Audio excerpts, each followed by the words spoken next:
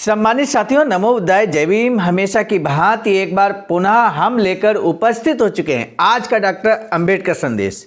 आज के डॉक्टर अंबेडकर संदेश में हम बात करेंगे बाबा साहब के ऐसे स्पीच के कार्यक्रम की रूपरेखा की बात करेंगे जो हम सभी के लिए अनुकरणीय हो सकता है। बाबा साहब के ज़माने में जिस समय बाबा साहब समाज के लिए कार्य कर रहे थे, लगातार समय का त्याग कर रहे थे, उस समय बाबा साहब के कार्यक्रमों की रूपरेखा, भव्य रूपरेखा किस तरह से बनाई जाती थी। यानी कि हम कह सकते हैं कि किसी भी कार्यक्रम की पृष्ठभूमि किस तरह की हो सकती है जिससे कि कार्यक्रम भव्य से भव्यतम हो सके। यदि आप भी इस तरह के कार्यक्रम की रूपरेखा के बारे में जानना चाहते हैं कि जिससे कार्यक्रम भव्य से भव्यतम बन सके, यदि आपकी दिलचस्पी है तो निश्चित रूप से आज का डॉक्टर अंबेडकर संदेश मिस न करें, जरूर बात करें अंत तक। विषय है अपनी हिम्मत और कृतज्ञता के सहारे देश के लिए जो करना है वह हम अपने बल पर करेंगे। बाबा साहब डॉक्टर अंबेडकर संपूर्ण वांग में खंड 39 से हम पेज नंबर 425 से 429 तक लेकर उपस्थित हुए हैं। बाबा साहब का ये क्रांतिकारी कार्यक्रम कार्य योजना की पृष्ठभूमि लेकर उपस्थित हुई है प्रथम भाग के रूप में। द्वितीय भाग में हम बाबा साहब के स्पीच को भी आपको सुनाएंगे, लेकिन यहाँ पर एक महत्वपूर्ण बात है जो आज के ही डॉक्टर अंबेडकर संदेश में है, प्रथम भाग में ही है। क्या हरिजन शब्द को लेकर बाबा साहब की कोई प्रतिक्रिया थी या समर्थन था बाबा साहब का? आज के डॉक्टर अंबेडकर संदेश में हम आपको बताएंगे। आप सभी इस बात से वाकिफ हैं कि हरिजन शब्द को लेकर बहन कुमारी मायावती जी ने एक बार कड़ी प्रतिक्रिया व्यक्त की थी, जिसका वीडियो निश्चित रूप से आपने वॉच किया होगा। सामान्य साथियों, आज हम आपको बताएंगे कि बाबा साहब ने हरिजन शब्द को लेकर क्या कुछ कहा है, क्या कड़ी प्रतिक्रिया बाबा साहब ने व्यक्त की है हरिजन शब्द को लेकर। निश्चित रूप से आज के डॉक्टर अंबेडकर संदेश में अब हम शुरू कर रहे हैं।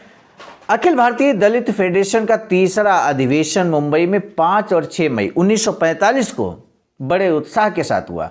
राष्ट्रीय और अंतर्राष्ट्रीय क्षेत्र में आज कई घटनाएं घट रही हैं। जब घट रही हैं तब हिंदुस्तान की 8 करोड़ अस्पृश्य जनता की आत्मीयता किन सवालों के साथ जुड़ी है और इन सवालों के बारे में उसका क्या मानना है, वह क्या बताना चाहती है, ये जानने के लिहाज से ये अधिवेशन बेहद महत्वपूर्ण है। हमारे समाज का सबसे अधिक पीड़ित हिस्सा है अस्पृश्य समाज। गुलामी, शोषण और दुर्गति जितनी इस समाज ने झेली है उतनी किसी और के हिस्से नहीं आई है। लेकिन आज ये समाज जागृत हुआ है। दलित फेडरेशन का विशाल संगठन खड़ा कर उसने अपनी ताकत को इकट्ठा किया है। शासनकर्ता समाज बनने का लक्ष्य सामने रखकर उसकी दिशा में तेजी से आगे बढ़ने का निर्धारण उसने किया है। सामान्य साथियों, आज के डॉक्टर अंबेडकर संदेश में आपने महसूस किया, अभी इस पंक्ति में बाबा साहब चाहते हैं कि हमारा जो समाज है, जो 8 करोड़ का जनमानस उस समय अस्पृश्य समाज के रूप में था, अब तो बहुत बड़ी संख्या में है, उस समाज को शासनकर्ता समाज बनाना चाहते थे बाबा साहब। यानी कि अगर आपसे प्रश्न पूछा जाए कि अस्पृश्य समाज को क्या बनाना चाहते थे बाबा साहब, तो निश्चित रूप से जवाब है शासनकर्ता समाज बनाना चाहते थे। हिंदुस्तान के अलग अलग हिस्सों से करीब 1000 प्रतिनिधि इस अधिवेशन में हिस्सा लेने आए थे। इनके अलावा बाहर से आए दर्शकों की संख्या भी काफी अधिक थी। केवल नागपुर से ही करीब 500 लोग आए थे, उनमें 50 से अधिक महिलाएं थीं। गुजरात से 200 लोग आए थे। परेल के नरे पार्क होगा सम्मानित साथियों, विशाल मैदान में सभा का आयोजन किया गया था और पूरा मैदान जन समुदाय से अटा हुआ था। दर्शकों के लिए 1 रुपए का टिकट रखा गया था और 1 रुपए 1945 में। वर्तमान में आप कंपेयर करेंगे तो मैं समझता हूं कि हजारों में ये कीमत बनेगी। दर्शकों के लिए ₹1 का टिकट रखा गया था, फिर भी 50,000 से अधिक लोग अधिवेशन में आए हुए थे। ये थी जिजीविषा उस समय बाबा साहब के साथ समर्पण करने की और बाबा साहब के प्रति स्नेह और प्रेम दिखाने की। उनमें से 5,000 महिलाएं थीं। डॉक्टर अंबेडकर ने अपने भाषण में जिक्र किया है कि सभा में उपस्थित लोगों की संख्या 1 लाख से 1.5 लाख तक है। मुंबई में करीब 2 से 2.5 लाख अस्पृश्य समाज की बस्ती है।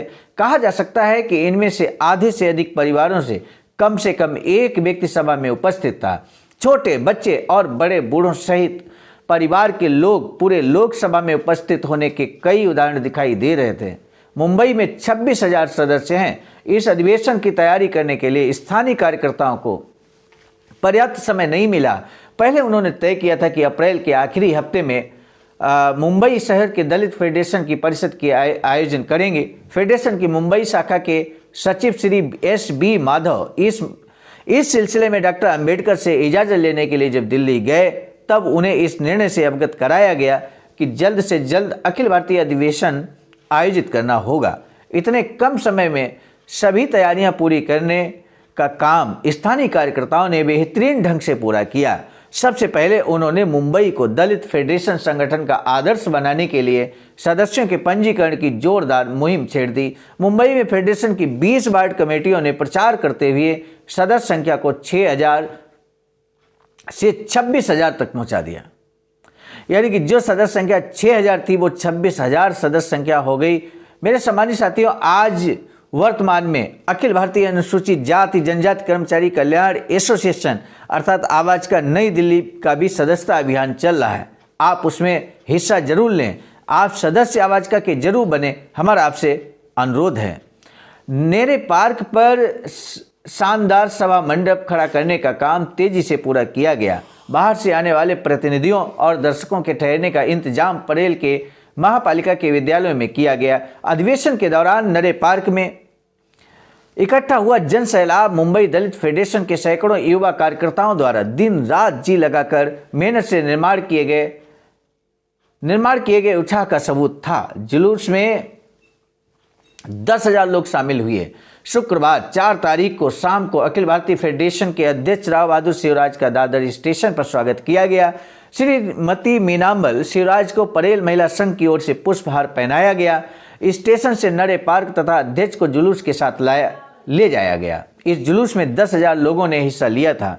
8 करोड़ दलित जनता की सामर्थ्य अपार है। डॉक्टर बाबा साहब अम्बेडकर चिराई हों, दलित फेडरेशन के झंडे के नीचे सब एक हों, हरिजन शब्द का धिक्कार है, समता सैनिक दल में शामिल हों जैसे नारे लिखी हाल पताकाएं जुलूस में जगह जगह दिखाई दे रही थी।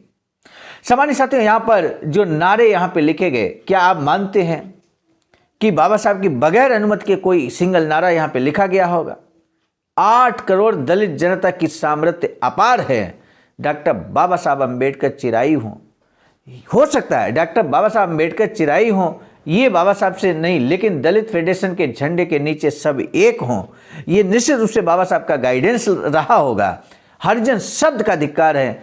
हरिजन शब्द के पीछे यहाँ पर आपको बता दें, महात्मा गांधी लगातार हरिजन शब्द का इस्तेमाल कर रहे थे अस्पृश्य समाज के लिए, जो कि एक गाली है और वर्तमान में संवैधानिक रूप से ये बिल्कुल गलत है। यानी कि ये शब्द गैर संवैधानिक घोषित किया जा चुका है कोर्ट के द्वारा। ऐसे में लेकिन उस समय इस शब्द का इस्तेमाल महात्मा गांधी के द्वारा लगातार किया जा रहा था, लेकिन बाबा साहब ने यहाँ पर देखिए किस तरह से धिक्कारा है हरिजन शब्द को। समता सैनिक दल में शामिल हो ये आह्वान किया है। जैसे नारे लिखी हाल पताकाएं जुलूस में जगह जगह दिखाई दे रही थी। डॉक्टर अंबेडकर को जयकार से वातावरण गूंज रहा था। 1.5 मील लंबा जुलूस नरे पार्क के साध्वी रमाबाई अंबेडकर नगर में पहुंचने के बाद 20,000 की संख्या में जुटे जन समुदाय के सामने राव बहादुर शिवराज के हाथों झंडा फहराया गया। जहाज के लंगर के चित्र वाला दलित फेडरेशन वाला लाल झंडा ऊंचाई पर फड़कने लगा था और समता सैनिक दल के 3,000 स्वयंसेवकों ने उसे सलामी दी। दर्शकों द्वारा तालियों की गड़गड़ाहट हुई। खुला अधिवेशन किया गया। शनिवार दिनांक 5 मई की शाम को खुले अधिवेशन की शुरुआत हुई। चारों ओर पर्दे तने मैदान में दोपहर से ही लोग इकट्ठा होने लगे थे। दरवाजे के पास टिकट खरीदने वालों की लंबी कतारें लगी हुई थीं।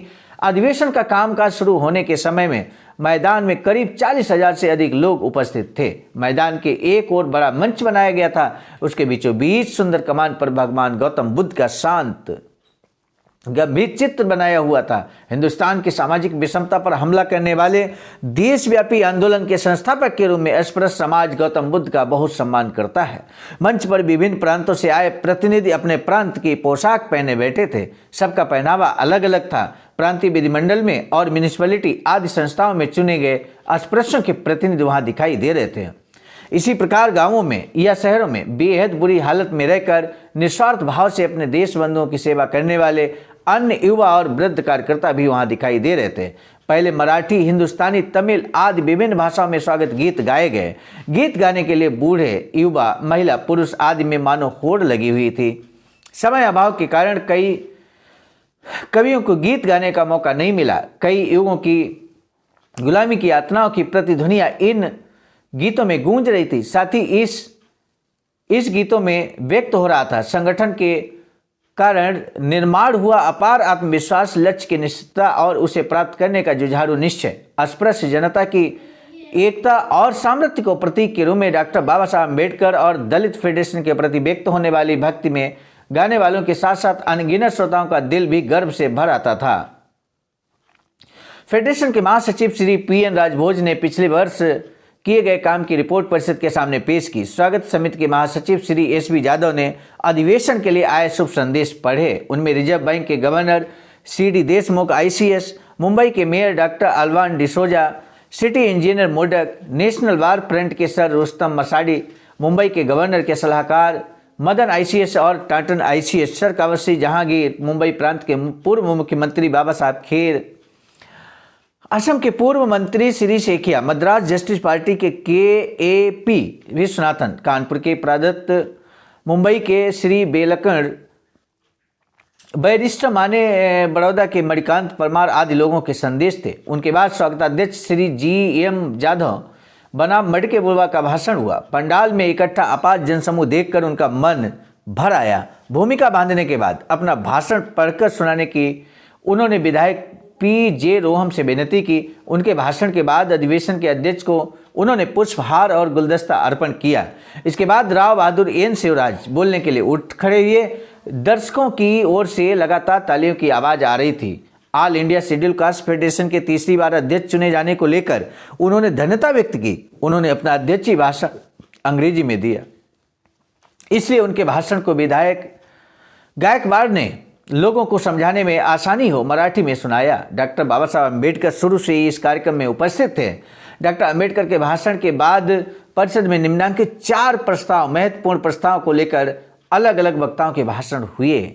4 प्रस्ताव पारित हुए बाबा साहब के स्पीच के बाद, लेकिन बाबा साहब का स्पीच हम सुनाएंगे अगले भाग में। पहले प्रस्ताव में सप्रू योजना का विरोध किया गया। साथ ही संविधान समिति की कल्पना दलित फेडरेशन को पसंद न होने की बात जाहिर की गई। दूसरे प्रस्ताव में वर्किंग कमेटी द्वारा सितंबर 1944 में मद्रास की बैठक में रखी गई राजनीतिक मांगों का समर्थन किया गया है। परिषद में रखे गए प्रस्ताव मनोहर धाली द्वारा प्रस्ताव। तीसरे प्रस्ताव में हिंदुस्तान सरकार की औद्योगिक नीति के प्रति तीव्र नापसंदगी व्यक्त की गई है। व्यवसाय, उद्योग और जमीन पर सरकार की मालिकियत होनी चाहिए, ये मांग की गई है। इसी प्रस्ताव में बंगाल में अकाल के कारण आई बदहाली को लेकर दुख व्यक्त किया गया तथा सरकार को चेतावनी दी गई कि इस प्रकार के हाहाकार की पुनरावृत्ति न होने के हिसाब से उपायों की योजना की जाए। चौथे प्रस्ताव में मांग की गई है कि युद्ध के बाद बेकार होने वाले अस्पृश्य सैनिकों को काम दिलाने के इंतजाम किए जाएं। महिला परिषद, इसी अवसर पर श्रीमती मीनामल शिवराज की अध्यक्षता में अस्पृश्य महिला परिषद का आयोजन किया गया था। परिषद के सामने प्रमुख प्रस्ताव शिक्षा के बारे में था। शांताबाई दाड़ी, डॉक्टर लेड़े, श्रीमती बिमलाबाई भोसले, श्रीमती गीताबाई गायकवाड़, श्रीमती सर्वगुण, बहुत सारे नाम यहाँ पर आपके सामने हैं, श्रीमती शांताबाई बडलकर आदि वक्ताओं ने अपने जोरदार भाषण अस्पृश्य महिलाओं को संदेश दिया भाषणों के माध्यम से कि वे फेडरेशन का संगठन मजबूत करें। यानी कि यहाँ पे संगठन मजबूत करने की बात कही गई।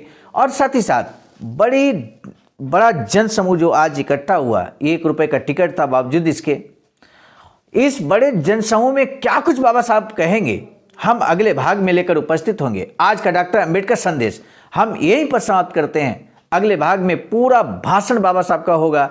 मुझे पूरा भरोसा है कि आपको भी बेसब्री से इंतजार होगा कि बाबा साहब क्या कुछ स्पीच देते हैं, और मुझे भी बहुत बेसब्री से इंतजार रहेगा कि जल्द लेकर हम उपस्थित हों अगले डॉक्टर अम्बेडकर संदेश को। अब दीजिए इजाजत, आप सभी को सादर नमो बुद्धाय, जय भीम।